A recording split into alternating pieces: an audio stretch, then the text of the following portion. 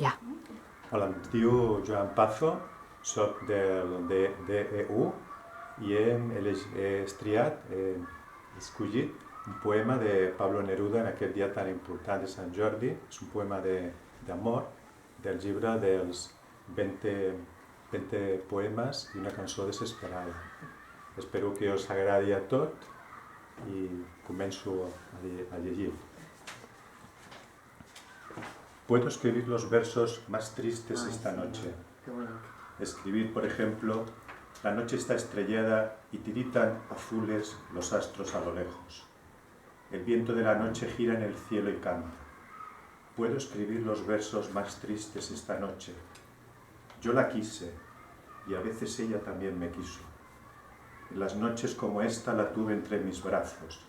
La besé tantas veces bajo el cielo infinito. Ella me quiso. A veces yo también la quería. ¿Cómo no haber amado sus grandes ojos fijos? Puedo escribir los versos más tristes esta noche. Pensar que no la tengo, sentir que la he perdido. Oír la noche inmensa, más inmensa sin ella. Y el verso cae al alma como al pasto el rocío. ¿Qué importa que mi amor no pudiera guardarla? La noche está estrellada y ella no está conmigo. Eso es todo. A lo lejos alguien canta, a lo lejos. Mi alma no se contenta con haberla perdido. Como para acercarla, mi mirada la busca, mi corazón la busca y ella no está conmigo. La misma noche que hace blanquear los mismos árboles. Nosotros, los de entonces, ya no somos los mismos. Ya no la quiero, es cierto, pero cuánto la quise. Mi voz buscaba el viento para tocar su oído.